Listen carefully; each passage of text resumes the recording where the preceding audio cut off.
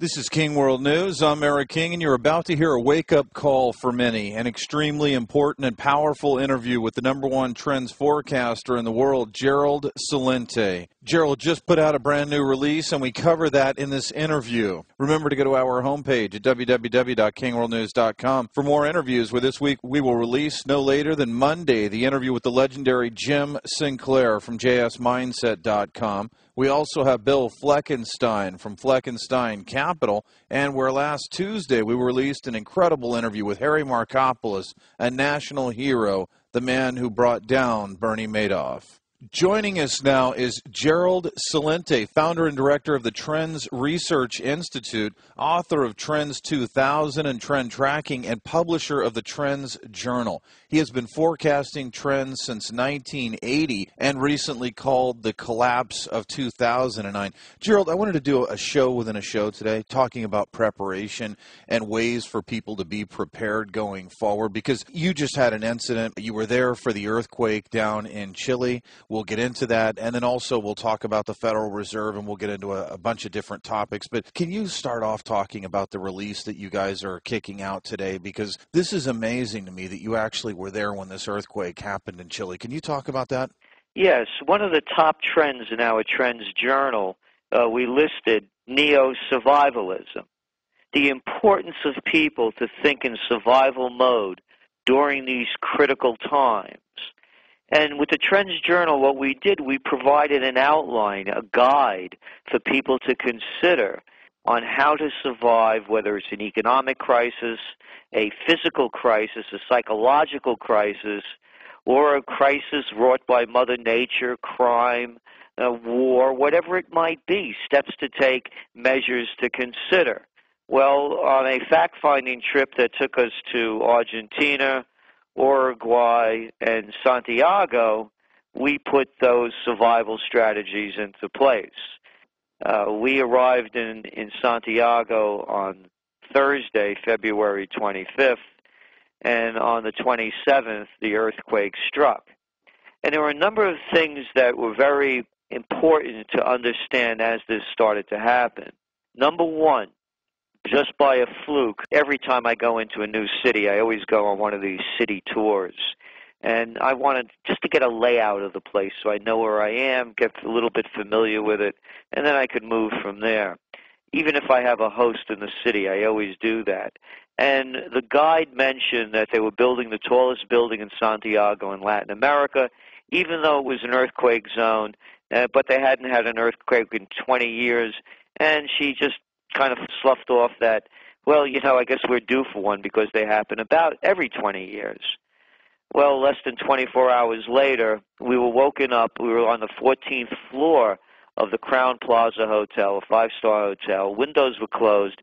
But in Santiago, the streets are loaded during the day with sleeping dogs all over the sidewalks. It's the most hysterical-looking thing you could imagine. They're just stretched out over there. But about 3 a.m., we were woken up, even at 14 floors with the windows closed, to howling dogs. In retrospect, it was a wake-up call, a harbinger of what to expect, because shortly after there was a tremor. I'm a close combat practitioner. At the first sign of the tremor, my colleague said to me, "Do you feel that?" I said, "Yeah, I'm out of here." And I just put on my pants, put on my shoes, and as I went for my jacket, all hell broke loose. The TV went flying from the stand. The bureau drawers started shooting out. The lamps toppled over, furniture.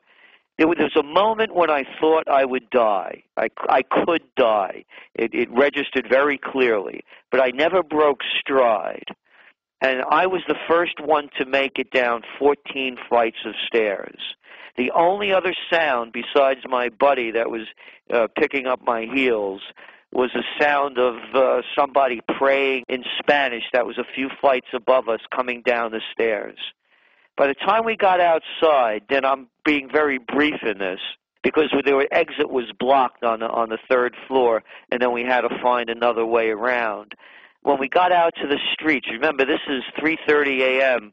on Saturday night in Santiago. In the Latin countries, the people are out late at night and they're partying. all of a sudden, screaming gangs of young men, maybe 30, 40 strong, came swarming down the street, bowling over everything in their way and mugging whoever was around them. So the crisis just kept going, and we had to keep our survival strategies in place. What really got us out of there, and the airports were closed, damage was severe. Thankfully, the building didn't topple, but it's destroyed. There's not a level floor on the place anymore. They were built earthquake resistant, so it withstood the shock, but, the damage is extensive. The next thing that we did, and we recommend this in the Trends Journal, when you're planning for survival, do it with a group. Whether it's a book club, like-minded people, a community-minded spirit. Think of things to do. What if there's a terror attack? There may be food shortages. There may be earthquakes. There may be floods, hurricanes, you name it. Anything could happen. But the odds are that something is going to happen because we're in a very volatile time now and systems are breaking down.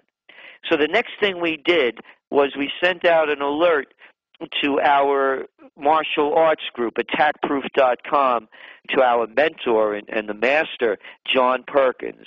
He sent out a global SOS. Within hours, suggestions started coming in. We had contacts, high-level contacts at the embassy. It went on and on and on. We had contacts in Chile. We had contacts in Argentina. And one of the suggestions that came through was to get a driver, get out of Chile, and go to Mendoza, Argentina. And then a whole other series of events. Cars were going for $2,000 a ride. When I go into a place, I befriend whoever I'm there with, and I befriended a bellhop. And I'm a generous tipper, too. So don't be cheap. That's the other part of the lesson. Because I asked this guy, I said, hey, listen, you have a friend that wants to make a couple of bucks.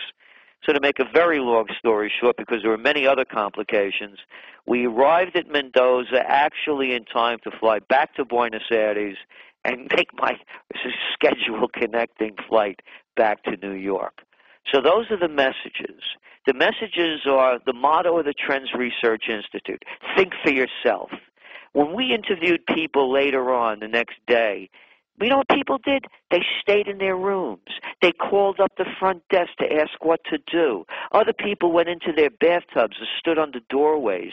Others waited for their tour guide operators. There are no leaders in these kind of times. You have to lead yourself. And those are the kind of times we're going into now. You have to think for yourself and you have to lead yourself. The second thing, very, very important, and that is belong to a network, like-minded people. Stay in touch. You never know what you're going to need and who can help, how it could help. And the other thing is always, always prepare for the worst. If the worst doesn't happen, great. You were prepared for it. Nothing was lost. But if the worst happens and you have no preparations, everything's lost.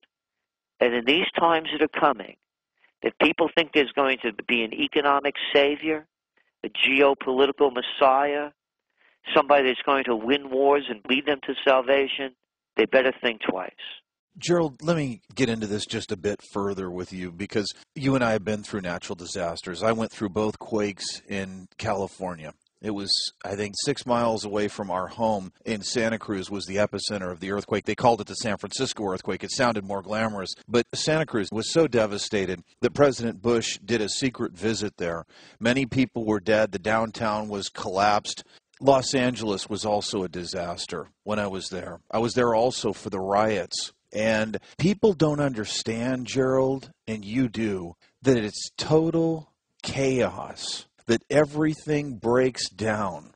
They don't understand the danger. They don't understand the violence. And you and I are trying to warn the listeners and the people of the United States that a social breakdown is going to happen in the future, and they have to prepare themselves now. That's right. Look, you know one of my sayings, Eric, as a Bronx guy, when people lose everything and they have nothing left to lose, they lose it. And you saw them losing it in Chile. You saw this guy who crashed his plane into the IRS building. He had nothing left to lose. You have people and countries that the United States is involved in wars who've lost their families, they've lost their future. They have nothing left to lose. It's as old as the Old Testament, an eye for an eye. We are entering a period of high-level terrorist